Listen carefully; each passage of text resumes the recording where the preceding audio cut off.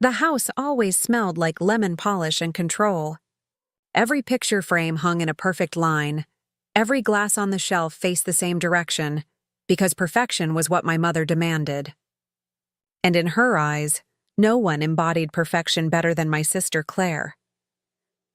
I was 17 that summer, old enough to know that love in our home came with conditions, but still young enough to hope it might change. Claire was 19, golden-haired, graceful, and gifted at saying all the right things. When guests came over, she smiled like an angel. When they left, she smiled like a wolf. Our parents never noticed the difference. At dinner, she told stories about her volunteer work and her college classes. My mother would beam and say, "See, Emily? That's what dedication looks like."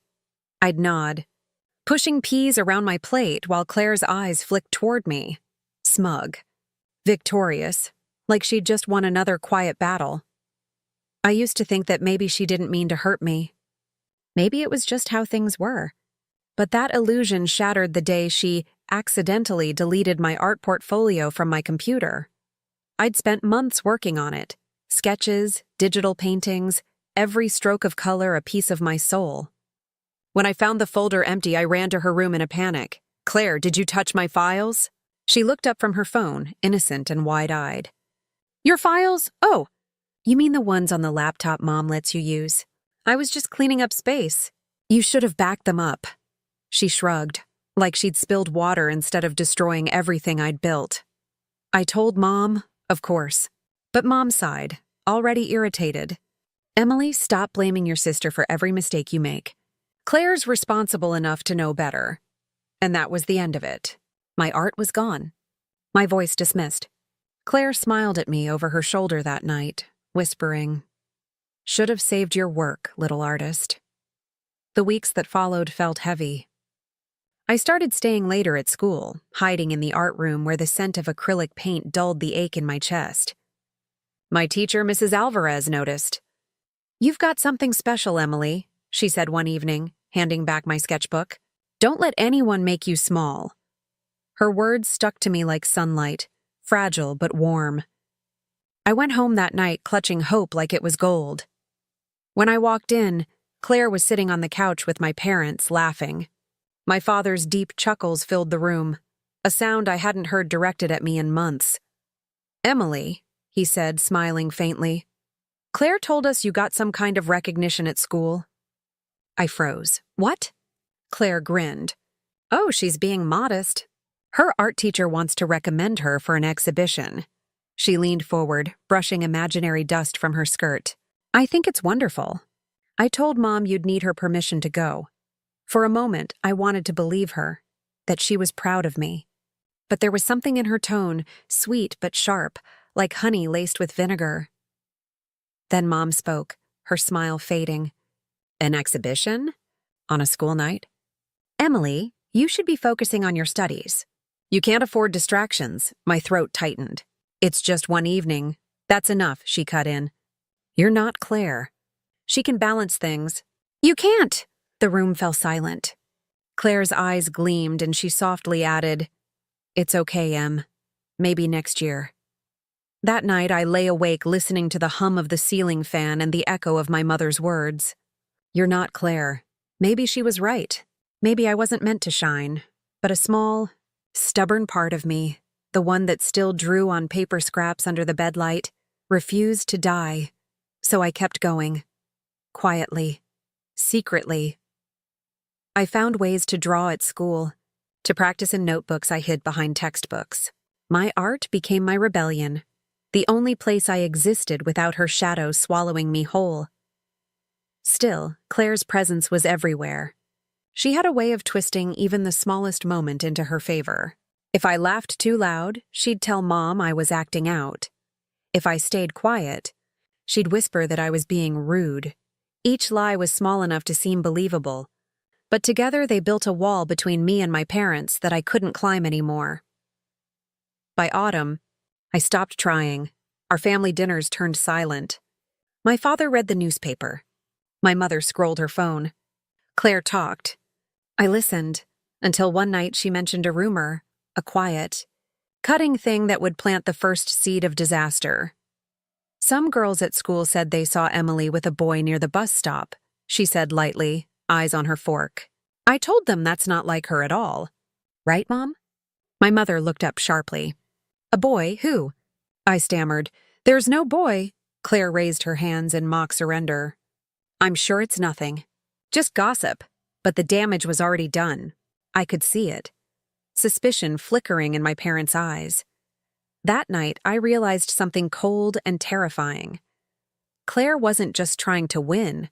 She was preparing to destroy me. The week after Claire mentioned that rumor, everything at home began to shift.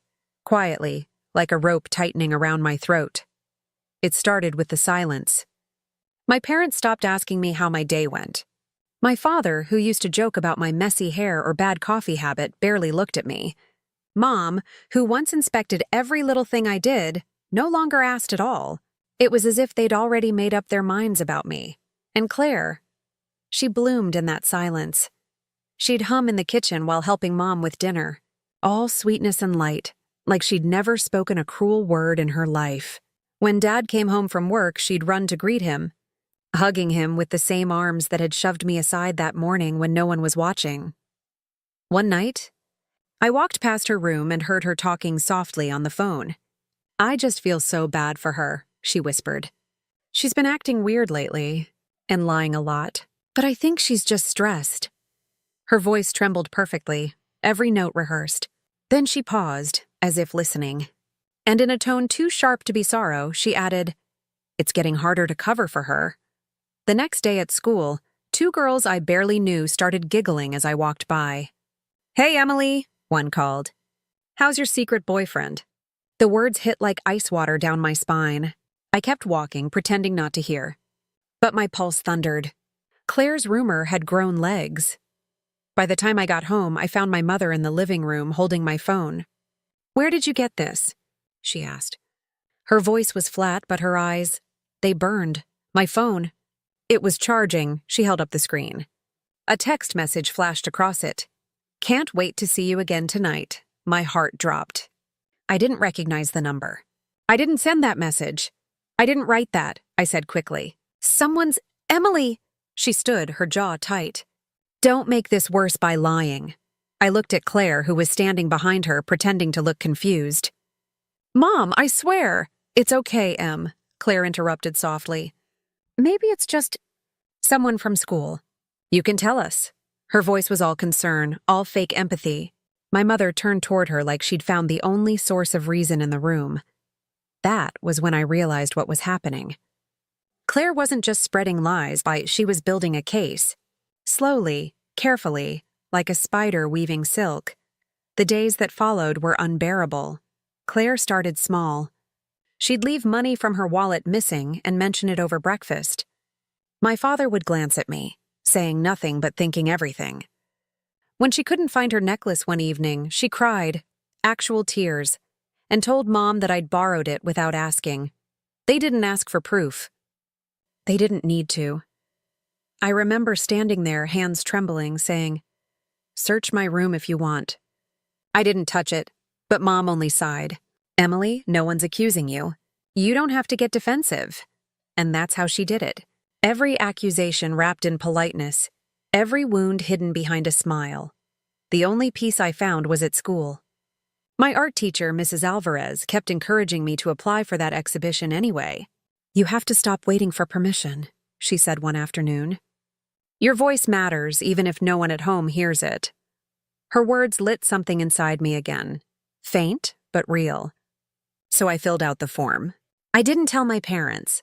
When I was selected to present, I wanted to surprise them, to show them I wasn't just the shadow they thought I was. But the night before the event, I came home to chaos. My father was pacing. My mother's face was red with anger, and Claire was sitting at the dining table, crying. I froze. What happened? Claire lifted her tear-streaked face. I'm so sorry, she whispered. I didn't want to tell them, but I found this in your drawer. She slid a folded envelope across the table.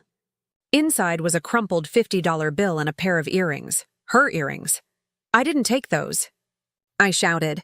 She planted them there. Enough, my father roared. Do you think we're fools? Your mother and I have defended you again and again, for things I never did. The room vibrated with anger. I turned to Claire. Her lips trembled perfectly, her hands shaking in a performance so flawless it almost made me doubt myself. I'm sorry, Em, she said, voice cracking. I wanted to believe you. And just like that, the last thread of trust between me and my parents snapped. That night, as I lay in bed, I stared at the ceiling, feeling the walls closing in. I could hear my parents' muffled voices through the door, my mother saying I was becoming impossible, my father saying I needed discipline, and beneath it all, Claire's soft sobs, echoing through the hall like a lullaby for her victory. Somewhere deep down, I knew this wasn't the end of her plan. It was only the beginning. The night it all fell apart started like any other, quiet, heavy, and tense. The air inside our house felt thick with something unsaid, like smoke that refused to leave. I had grown used to the silence by then. It was safer than words. Words could be twisted. Words could ruin you. But that night, silence was the weapon. Mom was cooking dinner, the clatter of pans echoing through the kitchen. Dad sat in the living room, eyes glued to the TV, pretending not to hear the faint sniffles coming from Claire's room. By now, we all knew what her crying meant, something terrible, and somehow it was always my fault. I kept my head down, stirring my soup in the kitchen, praying that maybe tonight would be normal. But fate, or rather Claire, had other plans. It began with a scream. Mom! Dad! Someone took it! Her voice cracked through the house, shrill and panicked. I froze, spoon midair, my stomach clenching. Within seconds, my parents were running down the hall. I followed, heart pounding to see Claire sitting on her bed, clutching an empty jewelry box. My bracelet! She sobbed. The one Grandma gave me. It's gone! Mom's hand flew to her chest. That's impossible. Claire's tear-filled eyes darted toward me. Just for a moment. Just long enough. Dad turned sharply. Emily? I stared back at him, numb. What? No, I haven't even been in her room. Don't lie to me, he snapped. I'm not lying. But it didn't matter. I could see it already, the story forming in their minds, every seed Claire had planted blooming into poisonous certainty. Mom whispered, You've been distant, Emily. Angry. Is there something you want to tell us? I laughed bitterly. You really think I'd steal her bracelet? Claire's lips trembled. I'm not saying you would, she said softly, voice quivering with feigned compassion. But maybe you borrowed it? By mistake? I wanted to scream. By mistake? You think I'd take something and forget? Her tears fell harder. I don't know what to think anymore. That did it. Mom wrapped her arms around her, glaring at me over her shoulder. Enough, Emily. You've caused enough pain in this house. My father's voice rose, sharp, final. Go to your room, now. I stood there, shaking. Something inside me cracked, not like glass, but like bone. Quiet, deep, irreversible. I went to my room, slammed the door, and sat on the bed, my whole body trembling. For hours I stared at the ceiling, thinking of everything she'd taken from me. My art, my reputation, my parents' love, and now, my dignity. But as the night deepened, so did my resolve. I decided I wouldn't let her destroy me quietly. I slipped out of bed, my hands cold, and crept to her room. The door was slightly open. She was on her bed, scrolling her phone. No tears, no sadness, no trace of the girl who'd just sobbed her way into my parents' sympathy. I stepped inside. Where's the bracelet, Claire? She looked up slowly, her lips curling into the faintest smile. Careful, Em. They're awake. I don't care. She sat up, crossing her legs. You should. They already think you're unhinged. Why are you doing this? I whispered. My voice cracked. What did I ever do to you? Her smile widened, cold, precise. You were born. For a second, I forgot how to breathe. She leaned closer. You were the accident that made them love me less. The reminder that perfection isn't guaranteed. Every time Mom yelled at you, every time Dad compared you to me, it made me feel safe. So yeah, I'm protecting what's mine. I stepped back, stunned. You're sick. Maybe, she said with a shrug. But at least I'm loved. Something inside me snapped. I'll tell them, everything. She tilted her head. Go ahead, see if they believe you. And before I could respond, she screamed. Loud, piercing, desperate. Dad, help! She's attacking me! The door flew open. My father stormed in, face red with fury. What the hell is going on here? She came in yelling. Claire sobbed, clutching her arm as if I'd hit her. I tried to calm her down. I didn't touch her, I cried. She's lying. But it didn't matter. Not anymore. My father's hand slammed against the wall beside me, the sound like thunder. I've had it, Emily.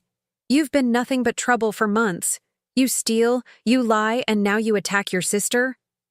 Dad, please, get out. What? You heard me. His voice was cold, final. Get out of this house. Right now. Mom appeared in the doorway, pale and shaking. Richard, she needs to learn what consequences mean. I looked at Claire, at her tear-streaked, trembling face that hid the monster beneath. And for the first time, I saw exactly how much she'd won. I didn't do anything, I whispered. No one listened. Mom threw me my jacket. Just go before it gets worse. I stumbled out the door, barefoot, my breath fogging in the night air. The cold bit through my skin, the concrete biting harder. Behind me, the front door slammed, and for the first time in my life, I was truly alone. The porch light flickered once, and then went dark. The cold hit me first. It wasn't just the air. It was the kind of cold that crawled under your skin, the kind that reminded you the world didn't care if you were shaking, barefoot or 17.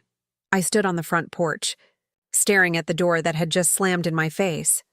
Behind it was everything I had ever known. My room, my clothes, my parents, even the faint scent of lemon polish that used to mean home. Now it just meant exile. My tears came slowly at first, then all at once. I wrapped my arms around myself, walking down the driveway into the streetlight's pale glow.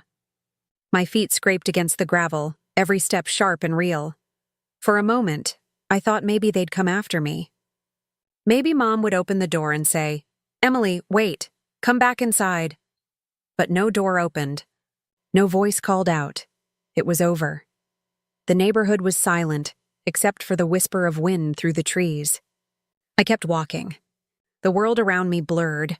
Familiar houses, dark windows, glowing porch lights, all of it distant, unreachable. By the time I reached the main road, my tears had dried into salt on my skin. I had nowhere to go. No phone, no money, just the clothes on my back and a heart that felt like it had been ripped open.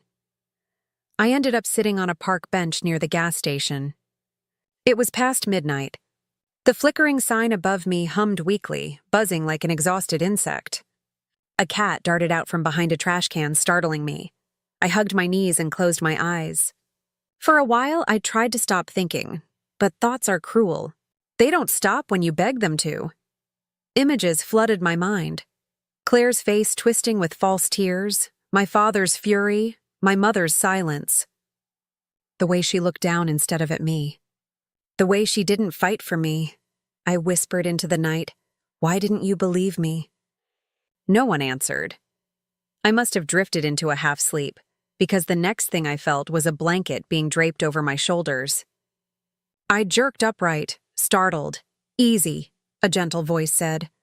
A woman stood there, maybe in her 40s, wearing a worn jacket and a beanie. Her eyes were kind but tired. She carried a bag full of paper cups and coffee. "You're freezing," she said softly. "Here." She handed me a steaming cup. I hesitated, then took it, the warmth stinging my fingers. "Thanks," I muttered. "You've been out here long?" she asked. "Not long," I lied. "Just needed air." She nodded, not pushing. "Name's Lila. I hand out food around here at night. Some kids your age end up sleeping rough. You shouldn't be one of them." Her words cracked something inside me. That fragile wall I'd built just to stay upright. My throat tightened. "I don't have anywhere else to go," I whispered. She looked at me for a long moment. "Parents?" I nodded. "They think I did something I didn't. Parents usually do." She sighed. "You can stay at the shelter tonight if you want. It's warm and no one asks questions." I hesitated. Part of me wanted to say no, out of pride, fear, or maybe both. But the truth was, I had nothing left to lose. So I went with her. The shelter was small but clean, rows of cots, the faint hum of an old heater, and the smell of instant soup. I lay there staring at the ceiling, the blanket pulled tight around me. It wasn't home, but for the first time that night, I wasn't freezing. Still, sleep didn't come easy. My mind wouldn't stop replaying everything. I kept thinking of Claire's words. "You were born?" That venomous truth that explained everything.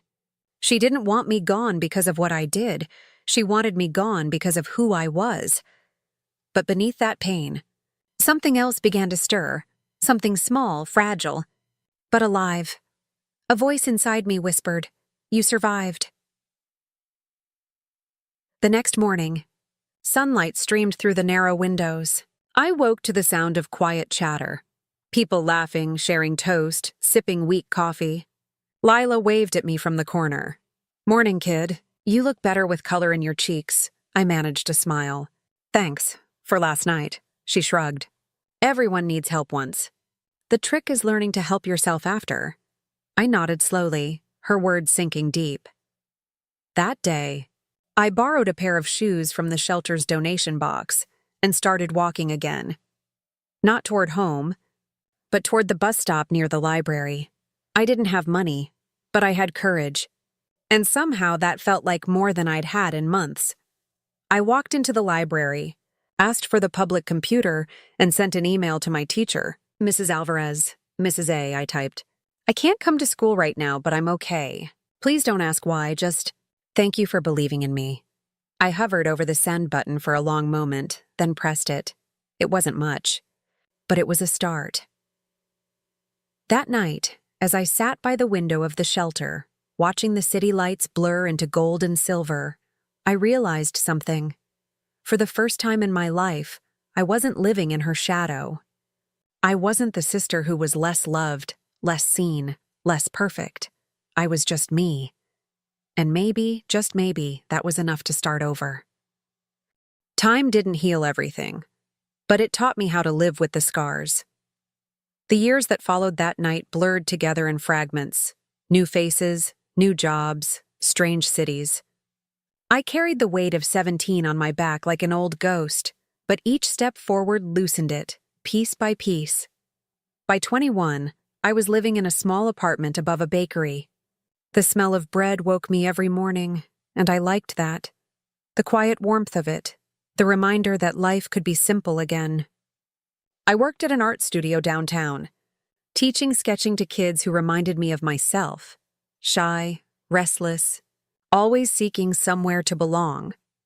I still thought about my family sometimes, mostly when the city went silent at night. But I never called. I never wrote.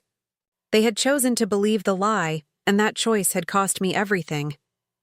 Sometimes I wondered if they ever regretted it. But I'd learned not to chase closure. It had to find you on its own. And one rainy evening in November, it finally did. I was cleaning brushes when my phone buzzed. An email.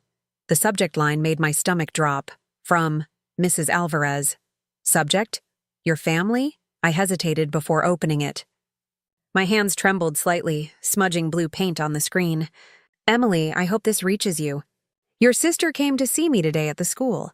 She's not doing well. Your parents lost a lot recently. There are things you need to know. I reread it 3 times, my heart thudding painfully. Claire, my sister who had destroyed me, had walked into the same art room where my life had fallen apart. My first thought was anger. My second was disbelief, and my third was something I didn't want to name, curiosity. I typed back quickly. What happened? Minutes later, a reply came through. It's better if you hear it from them. But I think you should know. The truth came out. Claire confessed. I sat there frozen. Confessed? The word didn't feel real. For a long time, I just stared at it, waiting for the letters to rearrange themselves into something else. But they didn't. She had confessed. The next morning, I took the first bus out of the city. The rain followed me the entire way, streaking down the glass as if it, too, remembered that night years ago when I'd been thrown out barefoot into the storm. The roads looked smaller now, emptier. Or maybe I had just grown beyond them. When I finally reached my hometown, everything felt haunted by memory. The gas station where I'd sat crying, the park bench where I'd met Lila, even the cracked sidewalk leading to our old house. The same house that had closed its doors on me. I stood outside for a long time, the sound of rain tapping the hood of my jacket. The front lawn was overgrown now, the shutters dull and peeling. Then the door opened. My mother stood there, older, thinner, her eyes hollow. For a moment, neither of us spoke. The years between us stretched like a canyon. Emily, she breathed, hand over her mouth. You came, I swallowed hard. Mrs. Alvarez told me. Her lips trembled. She told you? Everything? Enough, she nodded slowly, tears brimming. We didn't know. We didn't see. Her voice broke.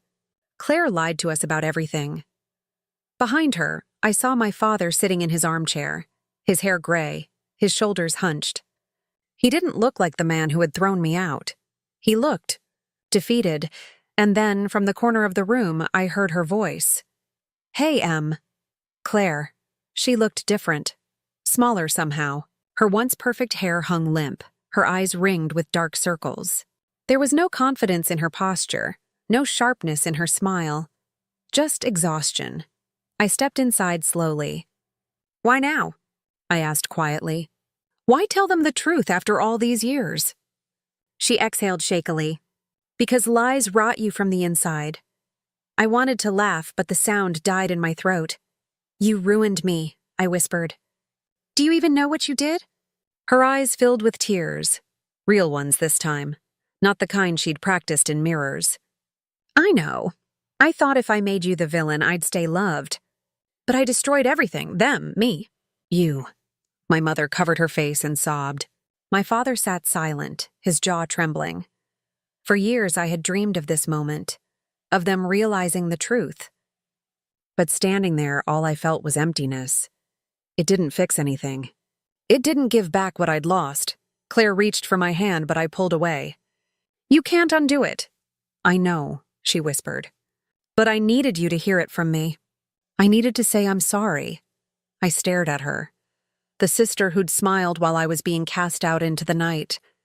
And though I wanted to hate her, something inside me broke instead. Not forgiveness.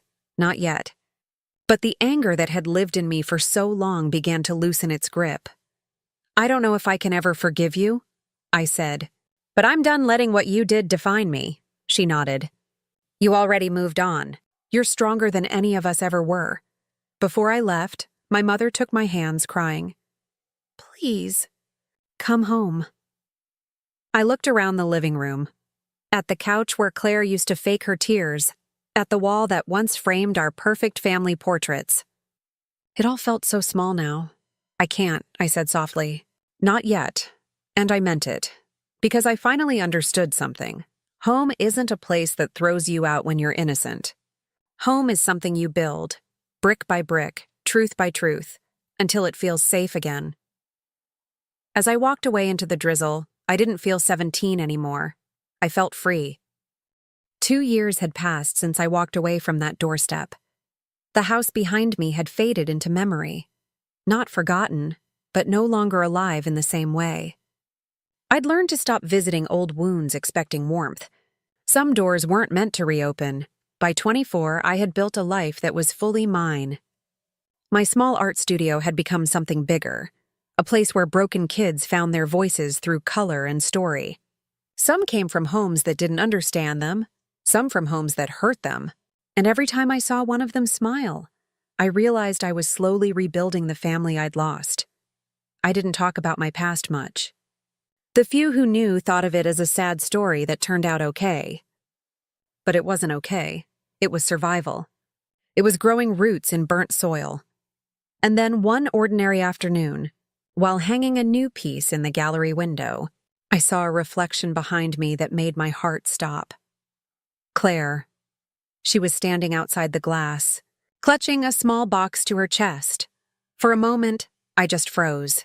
The light hit her face in a way that made her look both familiar and strange, like a ghost wearing my sister's skin. When I finally opened the door, she smiled nervously. "Hey," she said, voice trembling. "I wasn't sure you'd still be here." "I wasn't sure I wanted you to find me," I replied quietly. Her eyes softened. "I know, but I had to try." We stood there in the soft hum of the city, strangers with shared blood. "Can I come in?" she asked. I hesitated, then stepped aside. For a few minutes. The studio was quiet except for the faint sound of rain outside. Always rain. It seemed in the chapters that mattered. She looked around at the art, her fingers grazing the edge of a canvas. "You really did it," she whispered. "You made something out of all that pain." I didn't answer. She turned toward me, clutching the box tighter. "I wanted to give you this," I frowned. "What is it?" She handed it over. The box was old, the lid taped carefully. Inside there were photographs, old family pictures, some from when we were kids before everything fell apart, and beneath them, a folded letter. I unfolded it slowly, the handwriting instantly recognizable.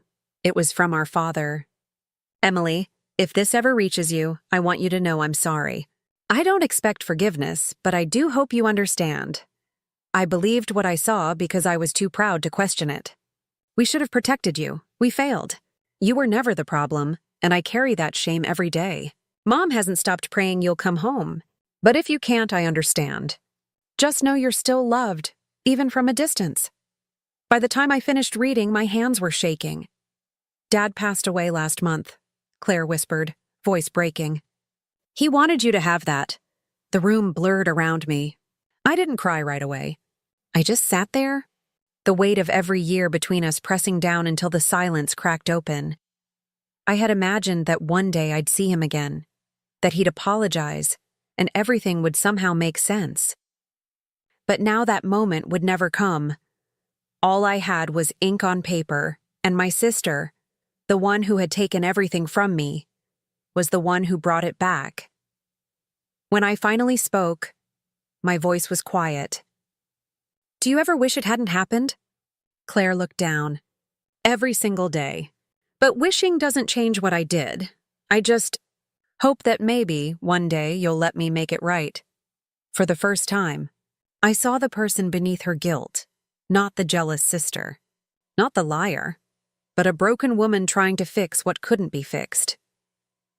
"I don't know if I can forgive you," I said slowly.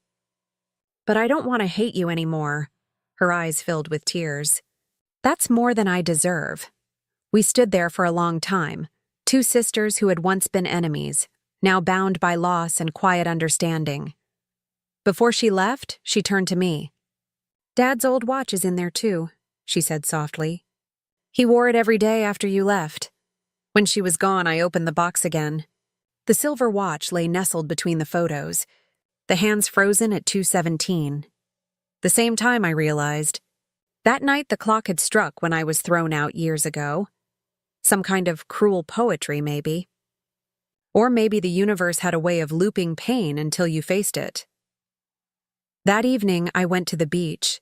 The sky was bruised purple, waves brushing the shore like they were erasing old words. I took the watch in my hand and let the wind whip my hair. I forgive you, I whispered. Not to Claire, not to my parents, but to the version of myself who had stood barefoot in the rain, begging to be believed. Then I placed the watch in the tide and let the sea take it. For the first time, the weight lifted. Not because everything was okay, it never would be, but because I finally chose peace over pain. When I walked back to the studio, I passed a little girl standing under the awning, crying. Her mother was yelling on the phone, too distracted to notice. I bent down, handed the girl my umbrella, and smiled. Here, I said gently. It's okay to cry.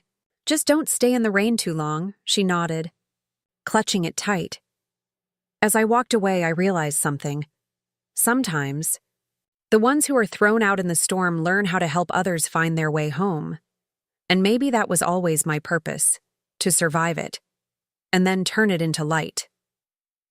There's a strange silence that comes after years of noise. Not the kind you hear, but the kind you feel. The silence of peace, of no longer defending yourself in your own head. It took me years to reach this quiet.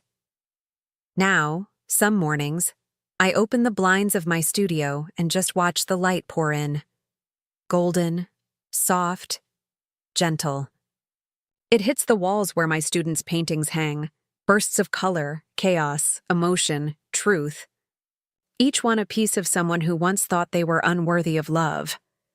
I recognize that look in their eyes when they first come in, lost, guarded, trembling behind their own shame.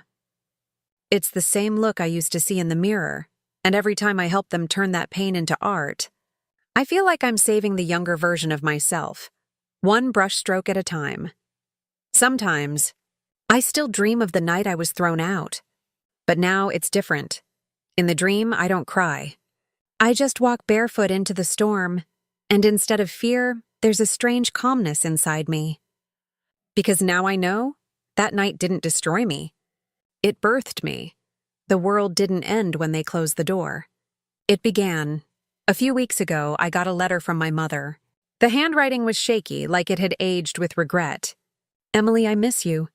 Claire told me about the studio. I'm proud of you. I wish I had seen what you were trying to say back then. I wish I had listened. You were always the brave one, the one who kept walking when the rest of us froze. If you ever want to come home, the door is open. I read it 3 times, then placed it between the pages of my old sketchbook, the one I carried with me the night I left. Maybe one day I'll go back. Maybe I won't. But for the first time, I'm not waiting for anyone to open a door for me. I've built my own. Sometimes when it rains, I step outside and let the drops fall on my face. The water doesn't sting anymore. It feels clean, almost holy. Because I've learned something no one ever taught me. Forgiveness isn't about letting others off the hook. It's about letting yourself step out of the storm. And as I stand there, under the open sky, I whisper to the rain, I made it. Not with anger. Not with revenge. But with grace. Because the girl who was thrown out barefoot at 17 didn't disappear that night. She learned how to walk and then how to fly.